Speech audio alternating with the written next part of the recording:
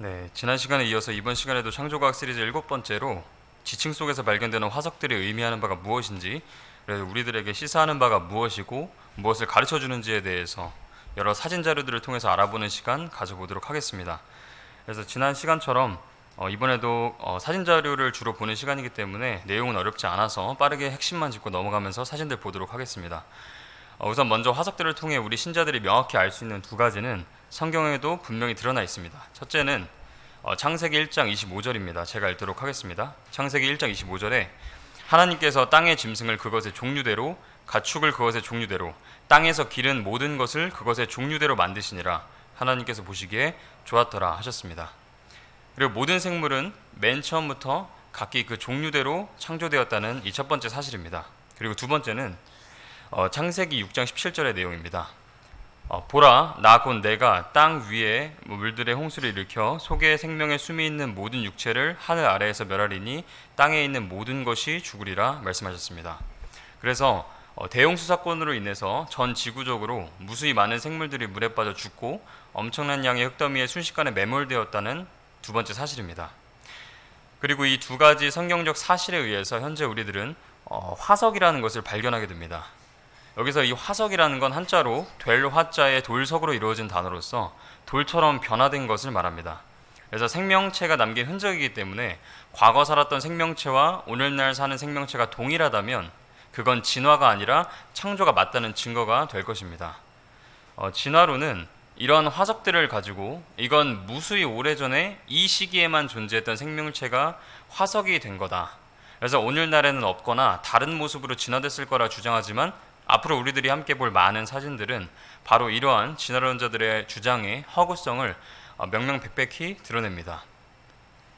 다시 한번 정리하고 넘어가면 땅속에 묻혀있는 많은 화석들이 가리키는 내용이 생물은 점차 변화되어 왔다고 하면 진화론이 사실이지만 무수히 많은 화석들이 예나 지금이나 생명체의 모양이 똑같다고 한다면 그것은 분명 진화가 아니라 창조가 사실임을 있는 그대로 보여주는 셈이 될 것입니다.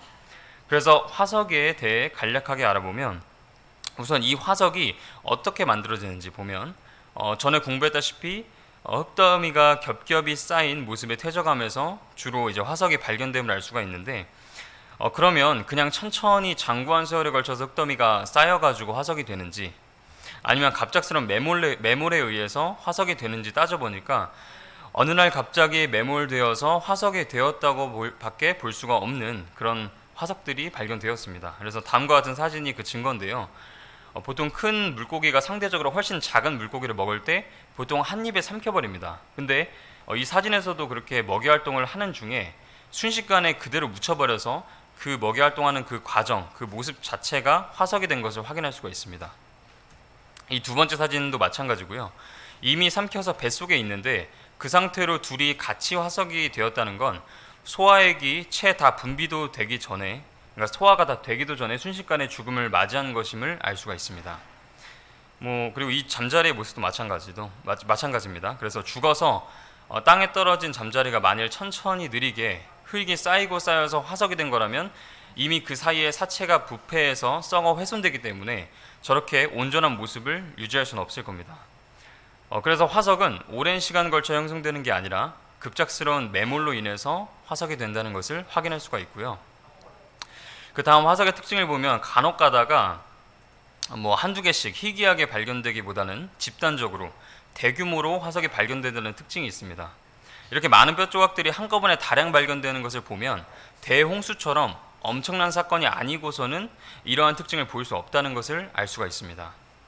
진화론자들은 성경 속 대홍수를 믿지 않으려 하기 때문에 운석 충돌로 인한 대멸종이나 빙하기라는 시기에 대멸종이 있었다는 등 성경 말고 그 다른 그럴싸한 이야기들로 사실을 둔갑시키는 일을 하고 있습니다.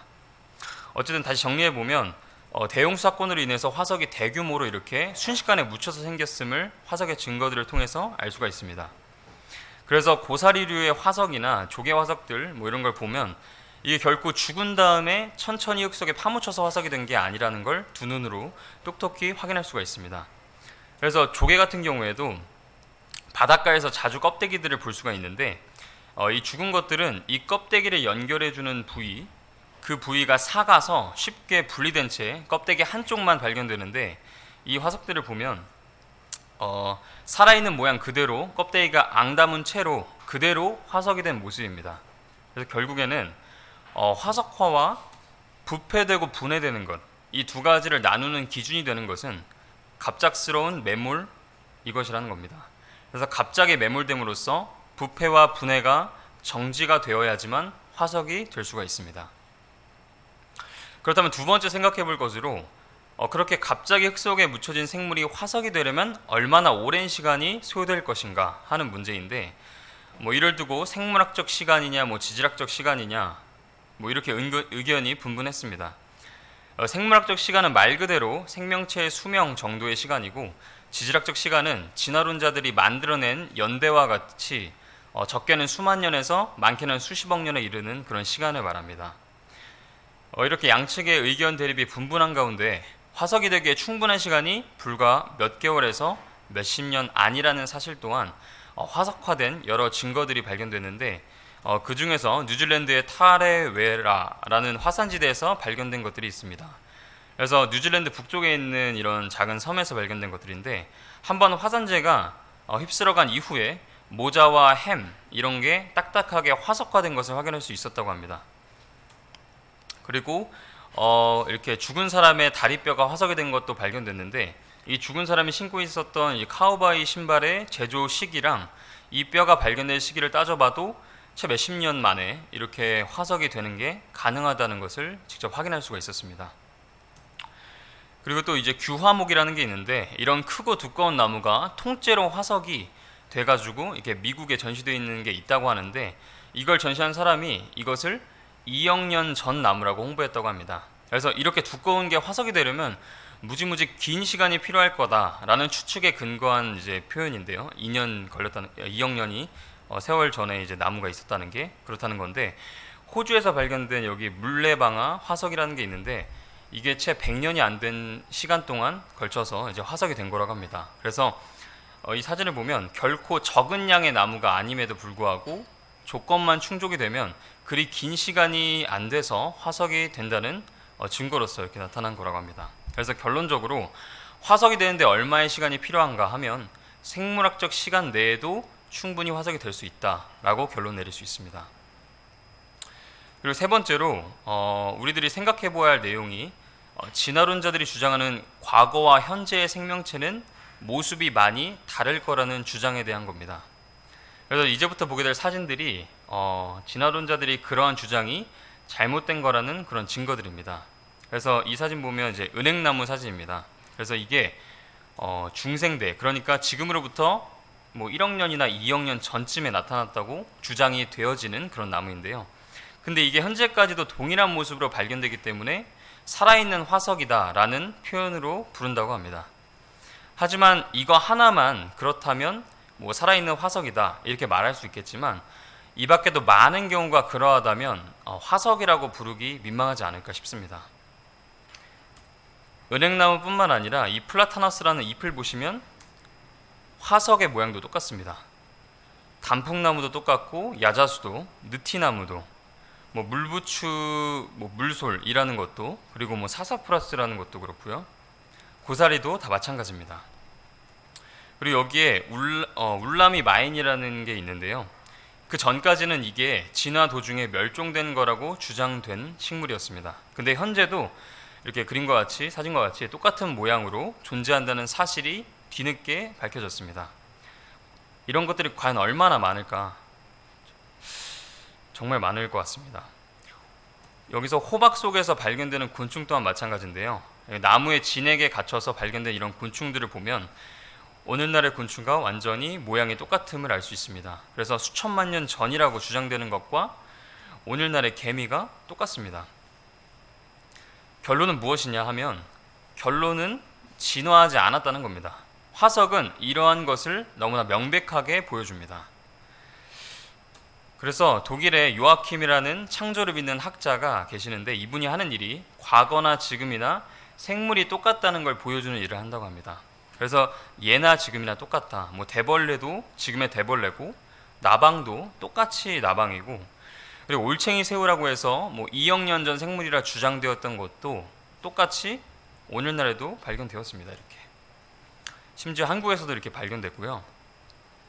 그리고 여기 뭐 알라나 스피데스라는 민물새우가 있는데 이것도 뭐 2억 년 전에 살았던 생물이다 했던 것이 후에 뭐 호주의 어떤 섬에서 발견되고 또 발견됐다고 합니다.